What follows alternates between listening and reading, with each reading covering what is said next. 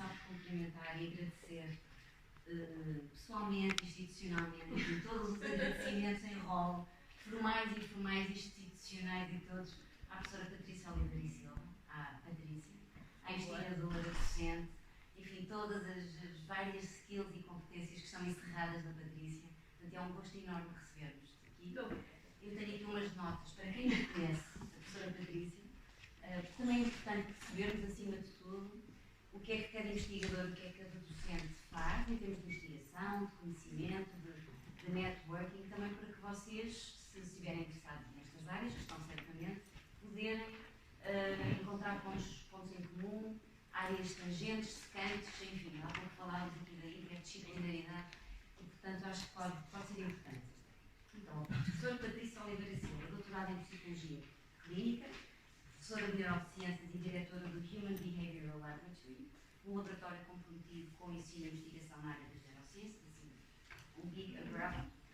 O foco principal da sua investigação é explorar a interação entre os processos psicológicos, neurofisiológicos e especificamente medidas psicofisiológicas periféricas e um espectro de comportamentos sociais, condições clínicas, incluindo aqui a resposta empática, regulação emocional, comportamento ambiental e demências. Penso que são tudo áreas que todos nós, eu pessoalmente, tenho imenso interesse. Também se tem comprometido com a investigação interdisciplinar e aqui a professora Patrícia desenvolveu e tem, neste momento, duas grandes linhas de investigação aqui, por exemplo, com o CBQF, uma mais relacionada com a perspectiva multidisciplinar do comportamento enquanto consumidor e outra focada no desenvolvimento e validação de protocolos psicofisiológicos para a avaliação de novos produtos comerciais. Uau! Uau! Tudo isso junto, é difícil montar um puzzle. Tudo isto. A professora Patrícia tem recebido investigação de vários centros, portanto, o que só valida o seu grau de expertise e é, como eu referi há bocadinho, um gosto mesmo muito grande de estarmos a encerrar este ciclo com a Patrícia. Muito obrigada, Marta. Muito obrigada. Deixa eu passar o Obrigada. Bom, pelo número também de pessoas que cá estamos, acho que o registro pode ser o mais informal possível e todos saímos a ganhar com isso. Como já perceberam, eu sou uma vizinha, quase da casa, até porque parte do nosso laboratório também está aqui, está no menos um. Nós temos cá também uma casinha, ocupamos aqui parte do vosso espaço. E a ideia é muito, pelo menos quando me convidaram, fica aqui obviamente um agradecimento ali à professora Margarida, a todos que estão cá, que têm me dado o prazer de colaborar.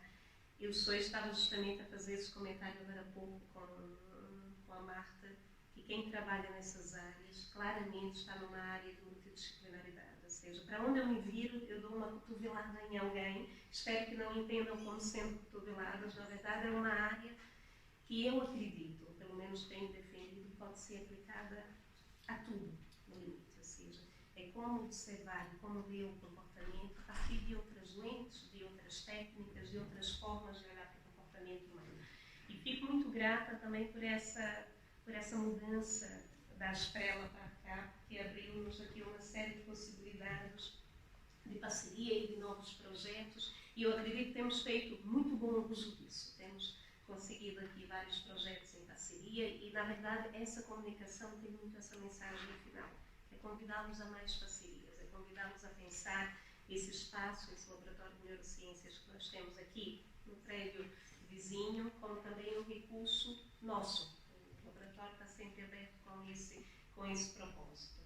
E é sobre isso, ou é sobre uma das linhas que hoje eu gostaria de falar. Nós temos, sendo um laboratório, como perceberam, parece uma manta de retalhos, ou seja, é muito difícil para quem está à frente do laboratório de neurociências conseguir ter uma única linha, e acredito que nós também não queremos ter uma única linha.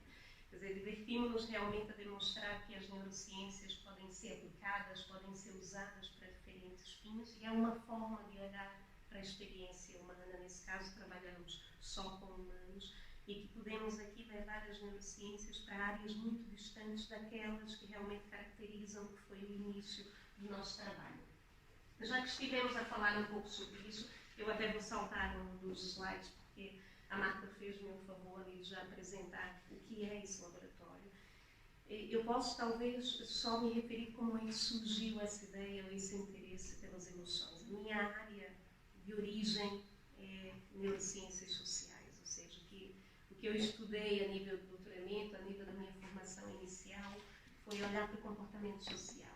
O que acontece a nível cerebral quando nós estamos a nos relacionar uns com os outros? Como é que regulamos as nossas emoções? Como é que empatizamos?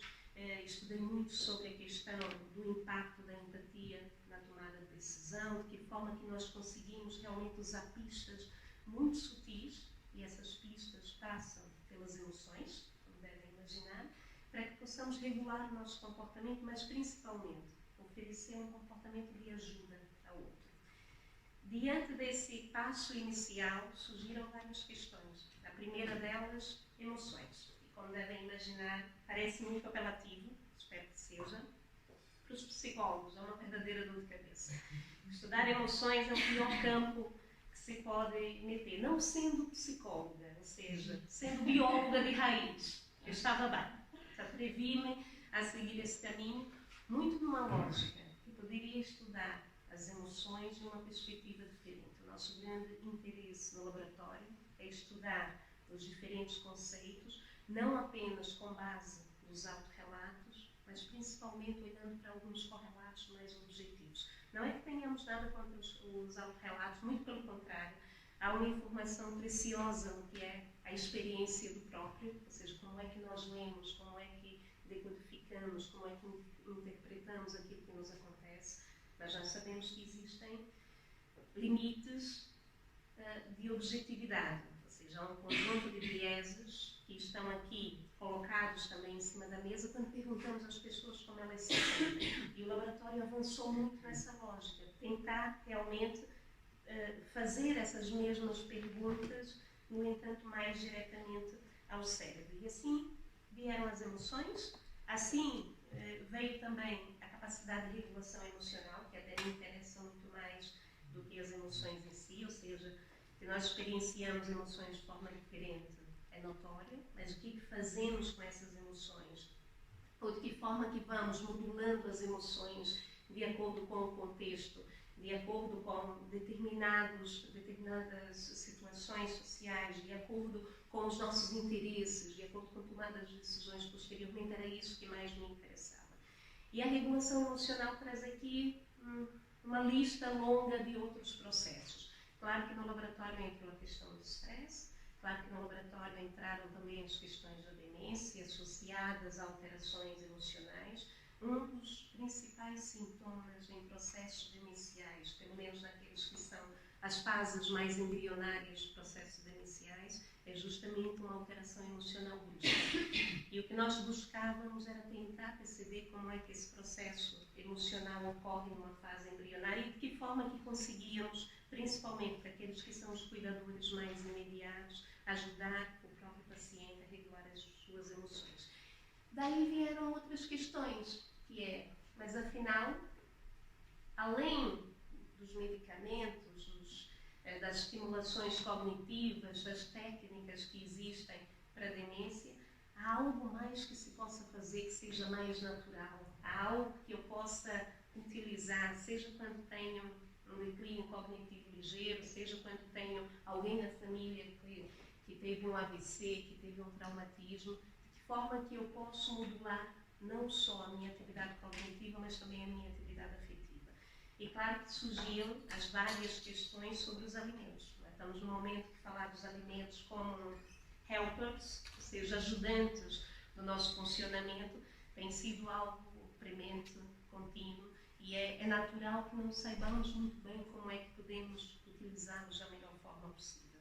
E os alimentos surgiram também numa outra parceria vinda da biotecnologia, quando uma pós-doc foi trabalhar conosco, que é a Patrícia Batista, muito interessada também em como poderia fazer essa ponte entre neurociências, psicologia e também alguns alimentos, um grupo alimentar em particular, e daí surgiu uma linha de investigação que obviamente é ainda muito embrionária.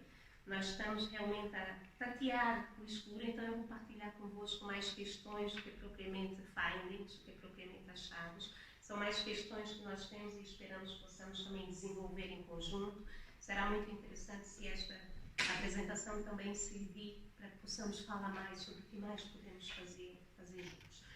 Como eu estava a vos dizer, a lista é muito grande, Pronto, é importante que tenhamos isso presente. Eu acho que eu já deixei claro que eu não sou nutricionista. Estou numa posição muito confortável, porque eu não sou psicóloga, não sou nutricionista, posso falar do que quiser. Sou curiosa, tal qual vocês são, e acredito que temos aqui um conjunto de recursos que nos permitem olhar para os fenômenos de uma forma diferente. Por isso, a ideia não é de todo fazer aconselhamento nutricional, falar de nutrição. O que eu quero partilhar convosco é aquilo que nós temos estudado, quais são as principais questões e o que neste momento sabemos sobre essa relação entre emoções e padrões alimentares. Como eu estava a vos dizer, há uma longa lista de alimentos. Muito possivelmente já escutaram aqui outros interlocutores a se referir a eles. E é interessante perceber que essa lista de alimentos que tem sido mais associada a um funcionamento cognitivo e afetivo mais elevado, mais aguçado, uma capacidade mnemônica ou atencional mais rica, não é diferente daquela lista de alimentos que nós escutamos falar para a saúde física. A saúde física e mental, em termos de tecido biológico, estamos a falar de células que têm necessidades e características muito próximas. Por isso, não é diferente da alimentação saudável, que vocês já escutaram falar em diferentes fóruns. O que é mais importante, o que nos parece mais importante dessas discussões que temos tido a nível dessa linha de investigação, é que eu acho que, por mais que tenhamos consciência disso, no dia a dia estamos distraídos quanto às oscilações, os ups and downs, os altos e baixos do nosso estado emocionais, ou do humor, se preferirem, e a pouca associação que fazemos com o que são os nossos padrões alimentares.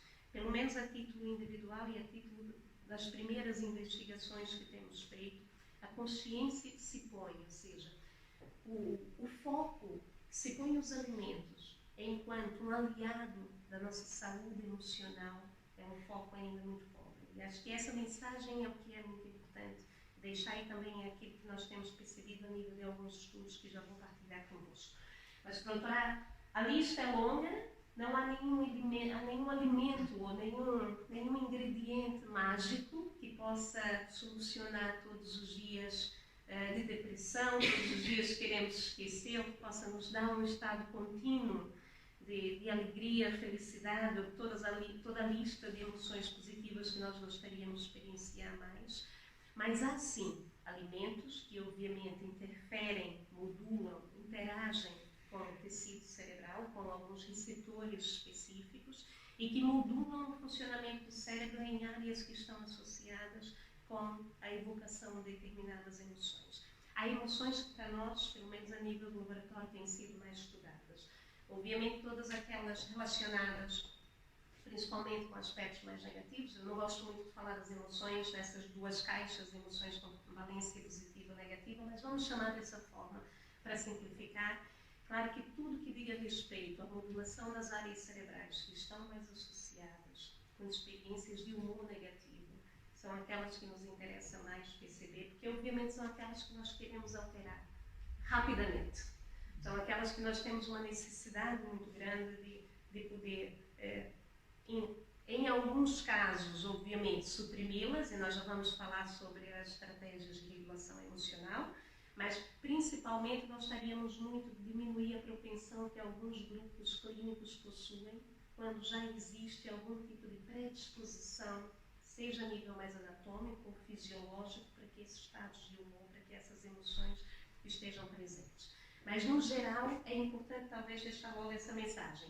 Não há regra mágica, não há nenhum tipo de ingrediente mágico, tenho certeza que isso já é conhecido. Mais do que isso, é importante que percebam que não é o alimento em si, é sim o impacto que o alimento tem. Todos nós utilizamos esses alimentos continuamente.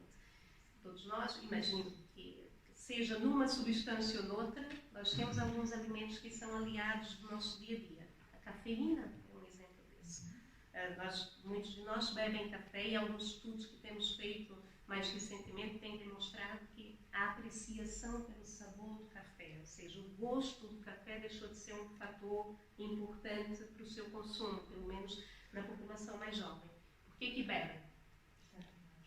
para estar acordados, para terem aquele boom de foco atencional, para estarem despertos, para terem aquele, muitos falam, muitos nos nossos inquéritos que temos feito à população acadêmica dizem que aquela disposição para se envolver diretamente em tarefas e energia para que possam estar disponíveis num determinado contexto é algo que só conseguem com a cafeína. Há outras substâncias que têm o mesmo impacto, tá bom? A nicotina em si é outra dessas substâncias. Há muitos produtos que têm sido fabricados com esse propósito. Eu não sei se conhecem, por exemplo, o mais recente produto, acho que é um dos mais recentes da Delta, que é o Crofi, já escutaram falar? Uma barra de cereais que tem o equivalente, tem muitas coisas a mais, mas tem cafeína equivalente a 2 chávenas de café, pronto, até uma que nós estamos no momento a explorar o impacto a nível mais de funcionamento neurofisiológico, que é o quê? É já uma solução do mercado para poder oferecer a mesma substância que nós procuramos no dia a dia, principalmente com a vida acelerada que todos nós levamos e às vezes precisamos realmente de um boost extra, mas para que possa oferecer a quantidade de cafeína ou até mais, sem necessariamente termos que ingerir o café, já que o gosto, a temperatura já não são atrativos suficientes para que possamos consumir esses produtos. Mas estão a ver que temos nos adaptado também a essa procura dos alimentos como um bom coadjuvante, uma boa ajuda a nível mais do que é a nossa capacidade de regulação emocional. Como eu estava a vos dizer, emoções não é um tópico nada fácil de se estudar. E não é um tópico nada fácil de se estudar porque é muito difícil caracterizá-lo, é muito difícil delimitá-lo. E por muito tempo, mesmo na psicologia, estudar emoções era quase um tópico proibido. Porque a nossa consciência sobre os estados emocionais também é muito pobre, temos um léxico muito pobre, temos muita dificuldade em diferenciar as nossas emoções, temos muita dificuldade em ler o que está a acontecer e realmente conseguir classificá-las de uma forma mais precisa, mais rica, ter uma variedade que nos permite entender os diferentes estados emocionais. Temos um conjunto de 3, 4, aliás existem estudos muito interessantes que demonstram isso, que nós temos um léxico muito curto de 3, 5 etiquetas emocionais que vamos utilizando no nosso dia a dia. Quando, na verdade, estudos mais aprimorados demonstram que a variedade de emoções que nós sentimos numa única experiência, que vocês têm apenas algumas dessas emoções, é obviamente muito mais rica do que a nossa capacidade de identificá-las. Isso tem muito a ver com a literacia emocional, tem muito a ver com algo que temos trabalhado muito também nas escolas, que é conseguir que as crianças, desde muito cedo, consigam criar essa capacidade de leitura emocional, consigam ter o potencial da linguagem, é algo muito importante para que nós possamos reconhecer uma experiência, ou seja, conseguir identificar com o nome uma experiência é completamente diferente de chamar diferentes experiências pelo mesmo nome. A nível cognitivo, a nível de representação cognitiva, é muito importante que tenhamos esse léxico mais vasto a nível emocional. Por isso, explorar ou estudar emoções, utilizando o autorrelato, perguntando às pessoas como elas se sentem em um determinado intervalo de tempo, num determinado dia, é uma tarefa árdua. Não tem a ver necessariamente com o investigador, com as técnicas que utiliza, tem muito a ver com a capacidade do respondente, tem muito a ver com a nossa própria capacidade de identificar esses estados emocionais. Mas há uma dimensão em particular das emoções que me interessa mais. Eu não vou entrar na parte mais teórica das emoções, mas existem diferentes componentes e um desses componentes das emoções é aquilo que todos nós sentimos quando estamos em situações que são emocionalmente muito exigentes, que é a resposta ou a responsividade fisiológica, é o estresse fisiológico decorrente de um estado emocional. Esse estresse fisiológico é fonte de muita informação que nós não conseguimos detectar apenas com autorrelatos. Que tipo de responsividade de estresse fisiológico é esse? Depende de pessoa para pessoa. Algumas ficam com as mãos muito frias em situações que são muito exigentes, outras ficam ruborizadas, outras começam a transpirar, outras têm completa desregulação a nível do que é a frequência respiratória. Obviamente, todos nós sentimos que a nossa frequência cardíaca dispara. Há aqui uma informação muito interessante, porque a nível da investigação nós temos percebido que uma das maiores dificuldades de regulação emocional que nós possuímos é justamente detectar essa alteração emocional muito tardiamente. Ou seja, como detectamos muito tarde, já estamos com o sistema fisiológico de tal forma desregulado, mais difícil é, obviamente, regular. E é por isso que em situações de muito stress, ativar-se, entrar num contexto, numa condição de stress é algo fácil, felizmente. Foi isso que nos permitiu evoluir e chegar onde estamos. Conseguir regular essa onda de ativação que nos permite para lutar ou fugir, continua a ser a mesma resposta biológica, isso é o que é difícil e que exige muito esforço cognitivo ou então outro tipo de ajuda. É justamente sobre isso que vamos hoje falar, que diz respeito aos alimentos. Mas todas essas alterações, e obviamente aqui faltam muitas como ruborização, transpiração emocional, alguma alteração a nível verbal. Muitos dos nossos alunos dizem, quando têm que fazer a primeira apresentação oral, dizem: eu estava completamente impossibilitado de pensar em pé. Sabe? Afásico, não tinha a menor ideia de como organizar os meus pensamentos. Ou seja, essa influência das emoções também a nível cognitivo é algo muito frequente que nós vemos, principalmente em situações que estão associadas com a consciência desse nível de stress. Tem um lado bom em não sermos muito conscientes. Porque se não estivermos muito conscientes que estamos ruborizados, estamos a tremer, talvez consigamos nos manter minimamente controlados. Quando observamos que a voz está trêmula, a respiração está completamente ofegante, que estamos ruborizados, que estamos a tremer, a resposta social é muito mais exacerbada. Mas todos esses, se não a maioria dessas alterações fisiológicas, nós conseguimos capturar através de determinadas técnicas. E é justamente isso que fazemos no laboratório. É tentar estudar essas emoções através de técnicas que nos permitem monitorizar ou registrar a atividade fisiológica e não exclusivamente o autorrelato, não exclusivamente passar questionários, perguntar às pessoas como elas se sentem. É uma forma de associar essas duas dimensões, criando paradigmas que sejam muito ecológicos. Obviamente é essa a maior crítica que se tem aos laboratórios, que observar imagens com faces com determinadas emoções é obviamente um estímulo muito pobre em relação à riqueza de estímulos que nós temos no nosso contexto. Por isso temos investido muito nessa parte mais ecológica, tentamos realmente utilizar a realidade virtual, tentar criar contextos de interação real, tentar que realmente exista um contexto real dentro do laboratório e que nós possamos medir, fazer essas mesmas medidas da forma mais fidedigna possível em relação àquilo que acontece fora do laboratório. E chegamos obviamente ao que representa os alimentos. Eu sei que as nutricionistas normalmente detestam esse termo de alimento de conforto.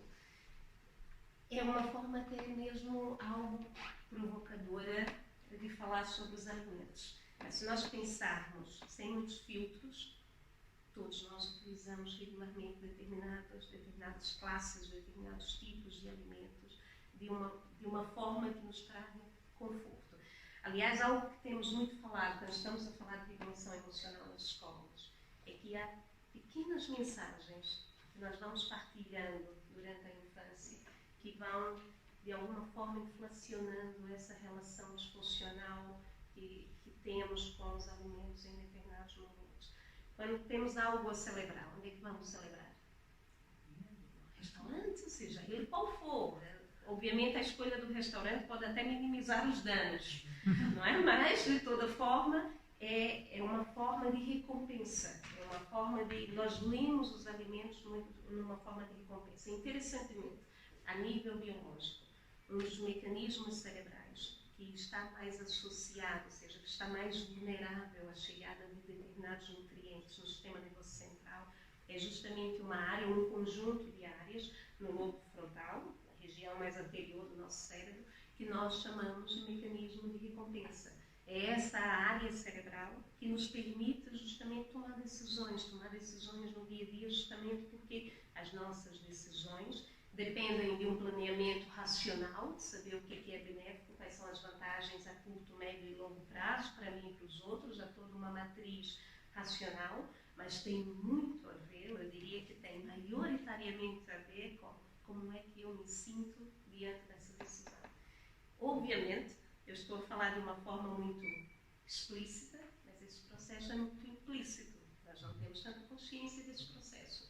Vamos tomando decisões e associando que essas decisões foram tomadas por diferentes razões, de uma forma que nos foge muito a isso que nós chamamos, é uma outra estratégia de regulação emocional, que chamamos de reavaliação cognitiva. Quando eu faço uma outra leitura das minhas escolhas e das minhas emoções, eu tento ler de uma forma que seja mais adaptativa, mais tolerável para mim própria, mais benéfica para mim enquanto indivíduo.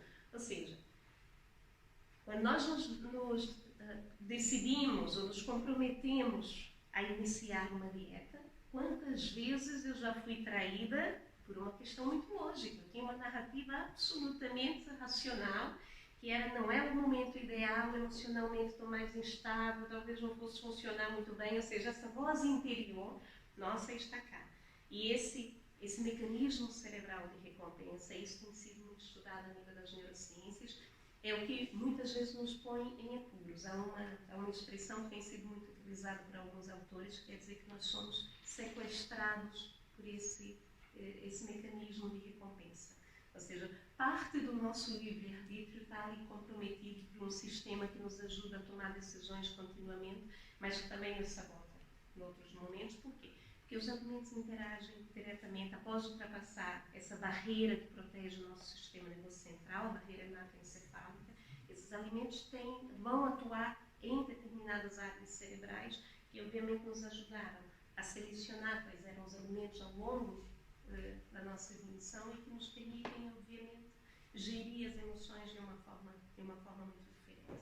Ou seja, no que diz respeito aos alimentos, há muitos estudos, cada vez mais. Por exemplo, isso talvez não sejam os estudos mais representativos dessa área, mas foi por onde eu migrei nos últimos tempos, onde estive a ler. Esse estudo é muito interessante, acabou de ser lançado, que obviamente tem algumas limitações, vê as emoções de uma forma muito reduzida, utilizou categorias emocionais até mesmo muito pouco diferenciadas, muito pobres, mas fala justamente quais são as associações entre determinados padrões da microbiota. Já perceberam que essa é uma das vias rápidas de comunicação entre aquilo que comemos e o cérebro. Esse foi o ponto divisor de águas entre aquilo, foi a ponte que nós precisávamos saber para que pudéssemos perceber realmente que essa comunicação ocorria. Parece inacreditável que há 10 anos atrás, eu lembro de fazer uma palestra na Universidade do Minho, a falar sobre biologia e emoções e como que nós poderíamos ver as emoções de forma mais concreta, e chegamos a falar dos alimentos, e eu tenho essa perfeita memória de dizer que nós não sabíamos muito bem como é que essa comunicação entre o sistema gastrointestinal que recebia os alimentos e o cérebro ocorria. Talvez pelo sangue, mas pronto, havia teorias, estou a falar de 10 anos atrás. Possivelmente vão me dizer, mas há 10 anos atrás já se falava de microbiota, mas não era o boom que é hoje. Hoje há um consenso muito vasto sobre essa via bidirecional que existe entre não só do cérebro, ou seja, dos nossos estados emocionais e em particular do estresse, onde tem sido mais estudado, que é o impacto que o estresse crônico tem na nossa microbiota, ou seja, um estado contínuo de estresse, de libertação de muitas neurohormonas, e como que essas mensagens também alteram não só o funcionamento, mas também a constituição dessa microbiota e vice-versa, e o contrário. Que tipo de sinais e também de neurotransmissores a partir da microbiota intestinal são enviados para o sistema nervoso central. Nós não trabalhamos necessariamente com microbiota, ainda é uma parceria a ser feita cá, mas temos trabalhado, por exemplo, com alguns produtos probióticos. Um exemplo deles, tivemos agora há pouco tempo uma parceria com uma indústria de Coimbra que trabalha com kombucha, e o que nos pediu foi que nós avaliássemos o consumo continuado da kombucha durante 30 dias a nível de funcionamento cognitivo e afetivo. Temos tido algumas publicações nessa área justamente para tentar refinar o processo, e aqui eu falo em refinar porque a forma de poder olhar para esses fenômenos é algo que nós ainda não conseguimos alcançar. É muito difícil conseguir detectar essas alterações a curto prazo. É como tentar utilizar uma técnica extremamente poderosa para detectar um fenômeno que é escorregadio. E essas alterações são escorregadias. Essas alterações exigem que nós estejamos aptos a detectar alterações em diferentes pontos. A microbiota passa claramente por aqui. Acredito que uma parceria entre conseguirmos avaliar as alterações a nível da microbiota, depois avaliarmos o que é, mapearmos o que é a capacidade cognitiva e depois a ressonância mais afetiva, mais emocional, seria um projeto muito mais complexo para que pudéssemos aqui avaliar o impacto de determinados produtos. Só para vos dar um exemplo, a nível da kombucha, algo que nós encontramos foi que fizemos uma série de medições a nível mais central, do sistema nervoso central, a nível mais periférico também, da responsabilidade fisiológica. Tínhamos 2 grupos, um grupo que consumiu kombucha durante 30 dias e um outro grupo que estava a consumir um chá verde, não identificado. Nenhum dos grupos dizia ter antes consumido a kombucha, e o que nós avaliamos foi em diferentes pontos de avaliação se havia alguma alteração a nível de uma bateria cognitiva, que avaliava a memória, a atenção e linguagem, e também a nível afetivo, num paradigma de avaliação de expressividade emocional, se havia um desempenho diferente. Não encontramos diferenças significativas a nível cognitivo, encontramos a nível afetivo, principalmente a nível do autorrelato, ou seja, o que os indivíduos diziam é que se sentiam muito mais, tinham um nível de bem-estar, tanto a nível físico como a nível mental, muito maior do que o grupo controle, e que principalmente havia claramente aquilo que nós agora começamos a avaliar, que é um padrão de estresse ou de responsabilidade fisiológica, uma tendência de responsabilidade fisiológica mais acentuada no grupo que estava a consumir a kombucha. Não havia ainda diferenças significativas, mas acredito que também o uso continuado, talvez os 30 dias, que foi o período de consumo que nós utilizamos, não foi o suficiente para tal. Que também demonstra que nós temos que aprimorar até mesmo esses paradigmas, temos que conseguir que esses paradigmas sejam mais robustos para consigamos ter essas alterações detectáveis por meio dessas técnicas. Um outro... Marta, por favor, quantos minutos então, né? São 6h15, quase. 6h15. Temos, supostamente, 15 minutos. 15 minutos. Desculpem, nós começamos um pouco mais atrasados. Eu vou tentar não ultrapassar o nosso tempo. O que é que nós temos estudado no momento? Esse é um estudo clássico, acho que todos já escutaram falar desse estudo. Talvez seja o estudo que mais dinheiro retirou de uma grande cadeia de fast food, que foi um estudo que despoletou uma série de processos em cima do McDonald's, relacionado com o consumo prolongado justamente de fast food, exclusivamente de fast food, com o interesse, na verdade o interesse não tinha necessariamente a ver com isso, o que esse investigador inglês queria avaliar é se havia realmente um decréscimo a nível da variabilidade da microbiota após 10 dias a consumir exclusivamente McDonald's. Não tinha propriamente um grande interesse a nível cognitivo, a nível afetivo, e fez aquilo que com certeza nenhum de nós seria autorizado a fazer hoje em dia, que foi pedir que o próprio filho fosse cobaia. Acho que é algo muito apropriado eticamente. Mas o que é mais interessante desse estudo é que, como muitas vezes acontece na ciência, são os efeitos inesperados, os resultados inesperados que mais nos surpreendem. Foi que passados 3, 4 dias, o filho começou a lhe relatar que estava se sentindo emocionalmente completamente desorganizado, emocionalmente muito em baixo, com queixas contínuas de falta de energia, falta de vigor, mas o que mais preocupava era o estado continuamente depressivo que o filho sentia. Por mais que, obviamente, ele não, como bom investigador, ele não interrompeu a investigação e foi até o fim. Então, um belo exemplo do que não fazer na investigação nos dias atuais. Mas nós temos aqui algo que obviamente hoje não nos surpreende, mas que foi uma espécie de pontapé, kick-off inicial nessa investigação, porque de facto ele chegou a demonstrar aquilo que estava à procura, que era a diminuição na variabilidade da microbiota e um estado crônico de inflamação durante esse período, mas com essas repercussões a nível emocional que na altura eram muito difíceis de serem explicadas. Era muito difícil explicar, obviamente, com um participante, ainda mais difícil mas que até hoje acaba por ser o caso clínico clássico de abertura da maior parte dos livros que estão a falar sobre a importância da alimentação e das emoções.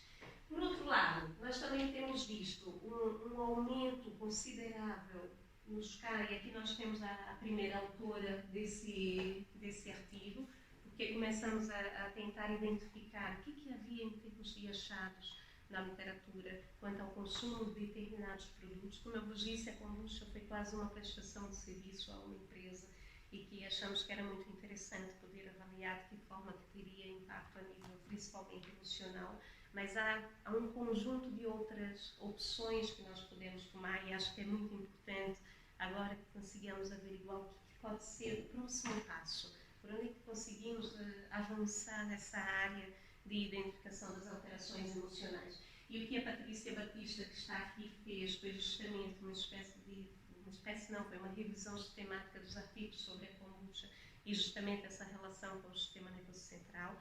Tem havido um grande boom desse produto em particular, de todos os produtos fermentados, há muitos trabalhos com kefir, com outros produtos que não fazem tanto parte do que é a nossa tradição mais nacional, mas com os probióticos de uma forma geral, mas kombucha em especial chegou de uma forma trend, ou seja, é realmente uma tendência e tem-se estudado muito e acho que é muito importante continuar a estudar justamente para que nós saibamos o que é que estamos a consumir.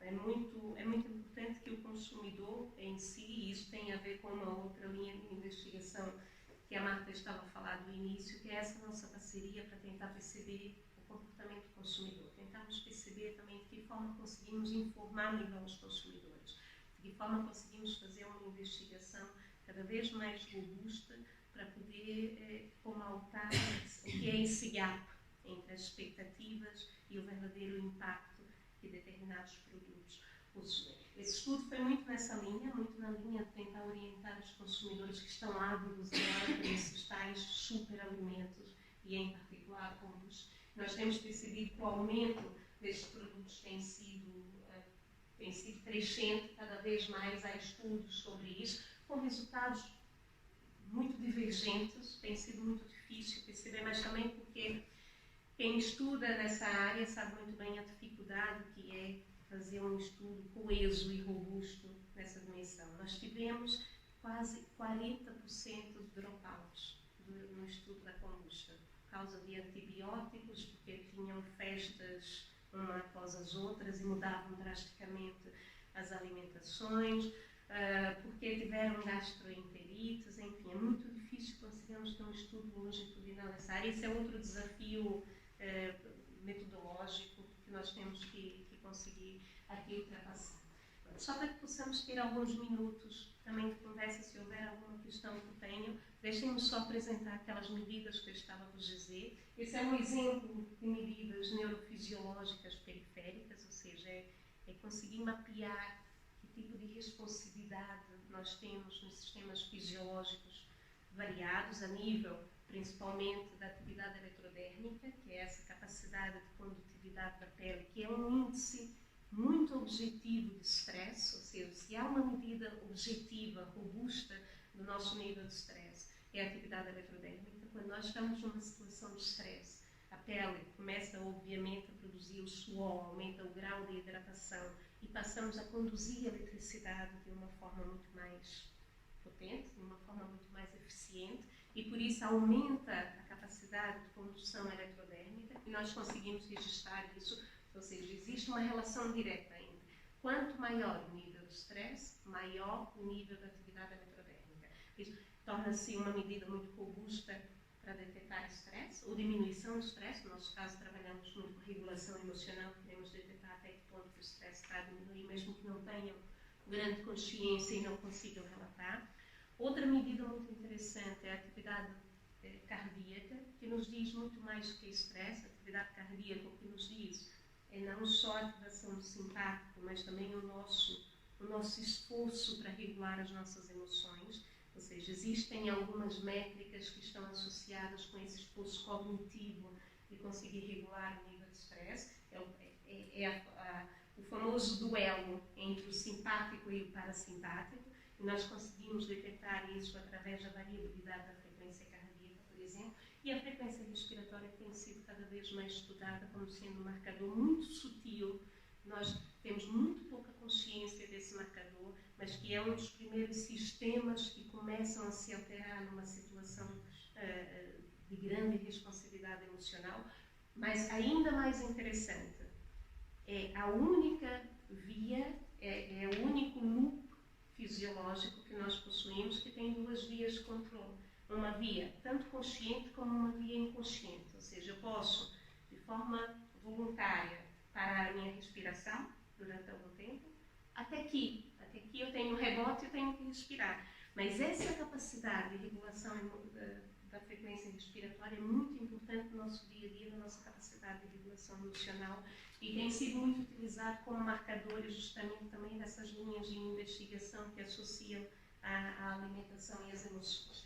Claro que nós também temos aqui um conjunto de técnicas que eu sei que são muito mais vistosas e muitas vezes mais atraentes nas neurociências, que é de cérebros com cores, e eu acredito que essas medidas fisiológicas são muito mais relevantes, porque é aquilo que nós nos deparamos dia a dia, é o que nós sentimos no nosso dia a dia, e é muito importante que estejamos a estudá-las, também para que depois possamos desenvolver formas de intervenção que sejam mais precisas. Mas temos também tanto FNIRS, que é uma forma de Functional Near Infrared Spectroscopy, é uma forma de reproduzir cá no laboratório, que seria um scanner de ressonância magnética, e agora tem sido isso que temos utilizado, por exemplo, com alguns estudos com a kombucha e com outros probióticos, também com algumas dietas mais ricas em açúcares. Temos agora em particular essa linha de investigação que nos interessa mais a nível da ativação cognitiva, de que forma que ocorre essa ativação cognitiva com uma dieta rica em açúcar, que ativa o tal mecanismo de recompensa cerebral que estivemos a falar e que depois entram nesse elo de adição de nível de estresse mais elevado, e essa técnica de neuroimagiologia é muito importante para que possamos estudar essa questão, assim como realidade virtual, como eu vos disse, é uma das formas que nós temos de tentar tornar os paradigmas no laboratório o mais ecológico possível. Como eu vos disse, é um convite para que nós possamos também, para que vocês possam se sentir parte desse laboratório, que eu acredito que está aqui na interface entre a psicologia e também a biotecnologia, diferentes áreas que nós conseguimos aqui explorar juntos. O laboratório tem muito essa função, que é uma função de poder oferecer os recursos que têm a diferentes questões de investigação. Como viram, nós não brincamos sozinhos. Nós não fazemos estudos de neurociências clássicas com um neurônio. O que fazemos é aplicar as neurociências justamente a questões de investigação, a validação de produtos. Por isso estamos completamente disponíveis para parcerias e, obviamente, outras linhas de investigação que possa ser do vosso interesse. Portanto, essa é uma das, há muitas outras. Isso é só um convite para que nós possamos manter essa conversa ou essa porta de comunicação disponível, já para facilitar para vocês. Já está, 6h25, ainda temos um minuto. Obrigada. Muito bem, 5 minutos. Alguma questão, algum ponto que queiram esclarecer? Ainda tenho 5 minutos? 5, 10, acho que sim. Tantas coisas interessantes. Eu tenho aqui uma lista delas, portanto. Sim, Matéria. Sim. Falaste de uma série de alimentos. Eu estava com a esperança que falasses de ainda mais alimentos. Eu não quis porque há nutricionistas cá, ainda começavam a me jogar tomates podres. Mas alguns que sejam mais óbvios em termos da capacidade de desencadear reações emocionais. Eu vou começar com os negativos. Obviamente, todos os alimentos açucarados são alimentos que claramente carregam em todos os nossos botões. E esse aviso, acho que é um aviso muito relevante, porque damos-nos conta de por que os procuramos. É importante percebermos, é difícil fazer essa associação, mas é importante que tenhamos consciência delas.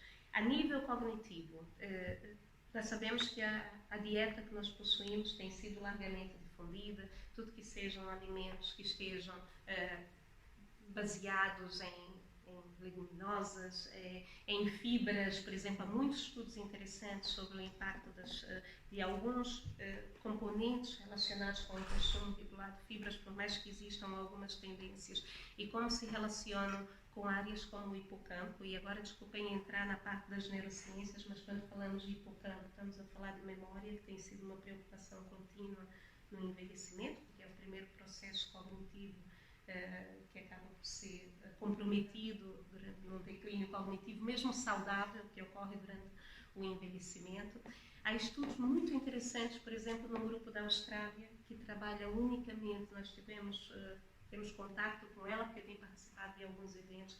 Ela tem estudado muito as sementes chia, interessantemente, tem estudos muito interessantes sobre isso, porque há determinados componentes que estão diretamente associados com o córtex pré-frontal. E o que ela tem estudado é se esses nutrientes conseguem chegar, ou seja, passar por todas as vias necessárias até chegar ao cérebro e conseguir realmente atuar no nível do córtex pré-frontal. Quando falamos do córtex pré-frontal, estamos a falar da principal área cerebral que nos distingue de outras espécies animais. E, na verdade, é aquela que distingue o nosso comportamento capaz de se adaptar, capaz de ser resiliente, capaz de regular emoções, tomar decisões, comportamento social, daí o porquê do foco dela está agora muito relacionado com isso. Mas, como eu comecei a dizer, não há propriamente alimentos que beneficiem exclusivamente o cérebro. Todos aqueles que nós conhecemos, que estão associados com o bem-estar físico do nosso corpo como um todo, tem impacto a nível cerebral. Claro que há aqui alguns componentes que chegam mais facilmente ao cérebro e conseguem, obviamente, interagir de uma forma muito mais robusta com a atividade cerebral. É muito interessante percebermos também a variabilidade entre os indivíduos. Isso tem sido muito estudado, que é a nível anatômico, a nível fisiológico, a nível das vias, nós temos rotas muito diferentes, cada um de nós. E mesmo no que diz respeito às próprias representações que vamos criando, isso tem impacto a nível da forma como o cérebro funciona. Mesmo a libertação hormonal tem muito a ver com determinadas... É um termo que os biólogos usam, que os psicólogos detestam, que são as nossas cicatrizes emocionais, que vão alterando a forma como a própria estrutura cerebral está organizada. Mas também essas vias têm muito impacto a nível daquilo que é o potencial efeito de alguns alimentos. Eu diria que agora o próximo passo é nós percebermos como que alguns alimentos têm um impacto ligeiramente diferente em indivíduos diferentes, de acordo com essas características, que são características muito, muito próprias. Eu diria que aqui o ponto central é mesmo diversidade. Isso tem sido unânime em termos, pelo menos, do que é o trabalho das neurociências, que também existe a necessidade do cérebro se adaptar a novos alimentos e isso é benéfico. Ou seja, a diversidade na nossa alimentação tem sido um dos pontos cruciais no funcionamento cognitivo e afetivo mais saudável. Mas eu posso passar uma lista de alguns alimentos para os perigos. A margarida com chia, com kombucha já é o suficiente. Estava a pensar no chocolate. No chocolate, não é? Chocolate, o café. Esta questão, eu estava curiosa a ver isso. Quando tu dizes que os doces que ativam os botões todos, isso significa o quê? Ou seja, nós procuramos doces para ativar botões que nós queremos ativar, para o que é que, ou seja, sim, o que é que os doces fazem? Nos levam a procurar doces?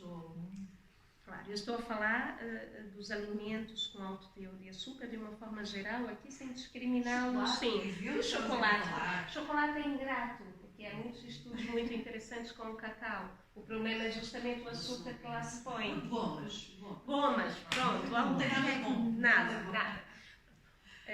O processamento do açúcar em si é muito otimizado no nosso organismo. E é otimizado não só a nível gastrointestinal. Eu estou a dizer que é otimizado principalmente quanto à sua entrega no sistema nervoso central. A questão é que o açúcar consegue ser extremamente maleável, ou seja, consegue despoletar uma série de cascatas químicas que depois funcionam no sistema nervoso central e, em particular, em alguns mecanismos, como é o caso desse tal mecanismo, esse conjunto de áreas que nós chamamos do mecanismo de recompensa, que camuflam o que é a atividade de determinados neurotransmissores, fazem com que essas áreas se tornem hiperativas. O nosso organismo é extremamente inteligente e tem uma regra básica, que é a regra da economia. Se já existem substâncias exógenas que estão a ser oferecidas, depois esse é o impacto, diria, mais deletério de um consumo continuado de açúcares, que é o próprio organismo deixa de produzir algumas substâncias que são endógenas, que são libertadas, sintetizadas e libertadas pelo próprio organismo, porque essas substâncias estão continuamente disponíveis. E existe um reajuste a nível não só neuroanatômico, mas também fisiológico da forma como essas áreas funcionam, que depois tem repercussões muito grandes quando nós começamos a tentar travar o consumo de determinadas substâncias. E daí vem o que esse mecanismo de recompensa faz? Faz com que procuremos mais daquilo que nos faz sentir melhor. Quanto melhor uma determinada experiência, um determinado produto, uma determinada pessoa nos faz sentir, mais nós temos tendência a procurar por isso. É um processo de tomada de decisão implícita. Para todos nós, com algumas exceções de alguns perfis que são mais atípicos, mas temos todos essa mesma tendência. E esse processo de reajuste, que é controlado pelo sistema de recompensa, é aquele que realmente nos traz mais danos a médio e longo prazo. Todos aqueles que tiveram um consumo continuado de açúcar sabem o quão difícil é depois diminuir esse consumo. É um verdadeiro período de desmame que tem a ver com uma readaptação cerebral. Por isso, o impacto do açúcar e esse mecanismo de recompensa, ou seja, a forma como o próprio sistema nervoso central se reorganiza para poder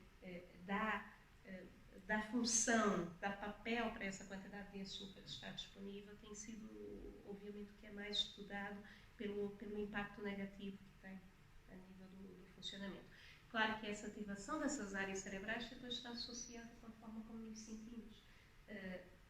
Incoerentemente, há muitos estudos que têm demonstrado que o maior consumo de açúcar por tempo mais prolongado está associado a mais sintomas depressivos, o que nos parece incoerente, não é? Porque o açúcar nos dá muito bem-estar. A tendência é, em situações realmente de quadros ou sintomas depressivos, que procuremos alimentos que são mais calóricos, que são mais ricos. O problema é esse reajuste cerebral que existe por trás. Ou seja, como existe toda uma reestruturação do funcionamento cerebral, e acredita-se maioritariamente dependente desse tal mecanismo de recompensa, depois o próprio organismo fica muito vulnerável a essas oscilações e tem muita dificuldade de se reorganizar. Ou seja, isso não é necessariamente um aviso dos riscos do consumo de açúcar exacerbado, porque acho que não seria necessário. É mais para que nós possamos perceber como é que esse impacto também ocorre a nível do funcionamento cerebral, a nível mais central. Já agora, nesta linha, que é super interessante, como apresentaste artigos só no sexo feminino, pergunto se a questão daqui do sexo feminino, se não quer essa rephrase, mais recompensa, esse mecanismo de adaptação emocional é mais fino ou é mais significativo do que no homem, porque isso explicar, na nossa profissão nutricionista, é o que nós vemos é mulheres na consulta com muito mais dificuldade em largar os doces, a fazer a compensação das questões da vida, do stress, das emoções na comida, muito mais do que no homem. O homem parece, isto totalmente de forma empírica, sem nenhum suporte científico. Portanto, é aqui uma visão mais pessoal. Há muito conceito só. Sem nenhum preconceito. É uma educated guess, mas o homem normalmente uma visão mais quase cultural daquilo que a persecução daquilo que foi o espólio que a mãe ou o pai e a família transmitiu à mulher. Há uma compensação óbvia, com o açúcar em particular. que na mulher este mecanismo é mais importante? Nós temos um viés nos estudos que diz respeito à presença feminina na maior parte dos estudos. Não é? Isso é notório e acredito que não é só na psicologia. Na psicologia temos esse mal, que é 10% de homens, 90% de mulheres nos estudos. E o que acontece é que, por exemplo, estudos como esses começaram, eles até dizem isso, começaram sem necessariamente terem o intuito de olhar só para as mulheres. Mas quando perceberam que havia um completo imbalance entre homens e mulheres, decidiram retirar os homens, pensaram talvez seja menos enviesado olharmos para os resultados apenas das mulheres. Nós sabemos que a nível neurohormonal existem diferenças óbvias e muito conhecidas. É verdade que a forma como os homens e as mulheres, até mesmo pelas pressões sociais, pela cultura, lidam com as emoções, são dois universos completamente diferentes. Há muitos estudos que tentam comparar isso dentro de uma mesma cultura, ou tentam comparar ocidentais com asiáticos, tentam comparar diferentes clusters para perceber se realmente estamos a falar de uma diferença social ou não. E mesmo em estudos muito controlados, que tentam balizar, por exemplo, o que é o recrutamento dos participantes, tentam encontrar homens que contrariem aquela tendência que normalmente vemos nos estudos, que é de suprimirem mais as emoções, de terem um léxico emocional mais pobre. Quando controlam todas essas variáveis, percebem que mesmo assim a forma como se lida, as tais estratégias de regulação emocional são diferentes. Quando se olha a nível biológico, ainda maiores são as diferenças. Não é? Ou seja, a nível biológico existem vias, existem determinadas cascatas a nível da ativação de neurohormônios que são completamente diferentes nas mulheres. E essa dependência do açúcar, por exemplo, tem sido muito associada e há estudo. Quer dizer, não é, como estavas a brincar, não é discriminação de todos. É base científica que demonstra que o açúcar tem um efeito mais deletério nas mulheres do que nos homens. Obviamente depende muito do consumo, mas porque esse mecanismo em si parece mais vulnerável ao impacto do açúcar, que é utilizado pelas questões hormonais. Não só a preferência, que é um outro atributo, nós estamos a falar aqui de uma lente. Há muitas outras camadas nesse fenômeno, é muito mais complexo do que simplesmente emoções e alimentação. Há aqui muitas outras variantes. Mas se olharmos para outros aspectos relacionados com a preferência, relacionados até mesmo com as questões de satisfação corporal, depois entra todo o mundo, abre-se aqui uma caixa de Pandora que complexifica muito esse processo para as mulheres em relação aos homens. Isso é fascinante e dá um potencial de modificação do comportamento, mesmo na nutrição ou na psicologia, na saúde, como um todo, imenso. Sim. Aqueles colegas da psicologia que trabalham, por exemplo, com as PAIs, com as perturbações alimentares e da ingestão, têm essa premissa, que estarmos conscientes desses processos implícitos é uma ferramenta valiosa, não é? Para percebermos que hoje eu desejo comer algo, e muitas vezes a narrativa, eu imagino que escutei muito essa narrativa, eu sentia que o meu corpo precisava de um gelado. Eu também sinto, eu depois contrario essa voz interior. Mas existe uma narrativa que é muito alheia a essas cascatas bioquímicas e essa base mais biológica ou neurobiológica. E esse conhecimento, acredito que é valioso para contrariar essas tendências. Né? Perceber como somos mais vulneráveis, como temos que ter um cuidado redobrado, por exemplo, com um consumo continuado, de que forma que esse sentir-se bem a curto prazo tem um impacto muito elevado a médio e longo prazo, devido a essa reestruturação cerebral. Poder tornar esse processo implícito mais explícito cria realmente o tal empoderamento na tomada de decisão, que acho que é muito relevante, principalmente para alguns alimentos que são tão atrativos, né, que é tão difícil realmente controlar o seu consumo. Só, por exemplo, sei que está a falar principalmente de alimentos e o que é que se quer dizer, não é? Mas quando estavam a falar aqui das mulheres e do açúcar, eu lembrei-me do álcool, das bebidas alcoólicas, não é? Que, para todos os efeitos, acabam de ser considerados um alimento, são consumidos com alimentação e sem alimentação. Será que o papel do açúcar nas mulheres, o álcool dos homens, não sei se qual é este papel aqui também das bebidas alcoólicas, não é? Das emoções. Falou-se de alimentos sólidos principalmente, não é? Também Estou a falar de alguns líquidos. líquidos. Principalmente. Sim, a kombucha tem uma fermentação e há de ter, com certeza, um nadinho, não sei, não tenho a De certeza. álcool. De álcool. Não tem no produto Eu que lembro de chega, ler depende sobre isso. Sim, mas tem muito pouco, se calhar, o quanto basta. Mais do que isso já seria tóxico, não é? Portanto, é como o açúcar, é como... Só um parêntese rápido, eu conhecia a kombucha nos Estados Unidos num bar que fazia bebidas alcoólicas com kombucha, unicamente kombucha bar. Foi uma verdadeira. Então eu fiquei com a ideia de que kombucha era uma bebida alcoólica por natureza. É sim, Porque qualquer bebida pode se tornar alcoólica. dependendo do Destilar e depois de como fermentação. etc. O álcool tem outras vias de ação cerebral. No que diz respeito a esses mesmos mecanismos, existe alguma sobreposição. Por exemplo, o mecanismo de recompensa é uma delas. O efeito calmante, desinibidor, disponível, controle de níveis de estresse que uma bebida alcoólica nos dá, é altamente compensadora ou confortante, como é um alimento qualquer. Mas fala-se muito do açúcar. Das bebidas alcoólicas não se fala. Sim, é verdade. E talvez porque já existe, e eu acho que é uma conversa muito interessante de se ter, porque diaboliza-se muito as bebidas alcoólicas e a Margarida está mesmo a nos mandar embora. Não sei se perceberam. Daqui a pouco estamos todos no escuro, nem conseguimos sair da sala. É sempre assim. Sim, pode ser um passo interessante. Nós até já estivemos a falar, por exemplo, a estudar o vinho no laboratório com medidas médicas das neurociências. Não quero estar a ser facciosa, mas é assim, nós não conseguimos quase ver nada num filme, qualquer que não se veja as pessoas. Claro. Muito mais do que a comer.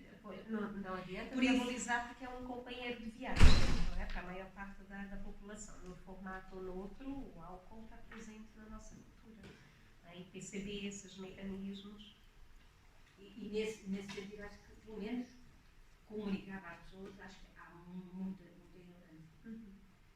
E acho que a principal, vou terminar essa frase, calem para sempre. Eu não vou pensar na minha vida. Não, há muito bem, então vou usar mesmo a Quem quiser estratégia. pode ir embora. Estou a brincar. No que diz, se nós pensarmos na questão da recompensa e desses mecanismos de recompensa, estamos a falar de um processo muito similar. Acredita que confia-se que o álcool, diante da sua conotação mais negativa, é mais facilmente interpretado dessa forma como sendo um risco, como desproletando, obviamente, a adição. E apesar de que há muitos estudos, principalmente, a demonstrar como é que essa mesma alteração cerebral ocorre com o consumo mesmo esporádico de álcool. Né? De que forma que o cérebro também se reorganiza para receber, desde que constante, mesmo que não seja algo crônico, mas existe uma adaptação. O cérebro adapta-se a tudo, adapta-se a experiências, quanto mais a algo que é ingerido e que chega a interagir com o sistema nervoso. Essa consciência, acho que é uma poderosa arma no que é o controle da quantidade de consumo, né? Sem necessariamente essa narrativa do que é bom ou do que é mau, mas estando as pessoas conscientes do impacto que determinadas substâncias têm. Isso na tomada de decisão é absolutamente fundamental. Muito obrigada por terem ficado até agora. Foi um gosto. Estão convidados a irem ao laboratório nos visitar ou a participarem de estudos, sejam eles com kombucha, álcool, enfim, obrigada. Eu sei que é chocolates. Ou chocolates, também. Obrigada.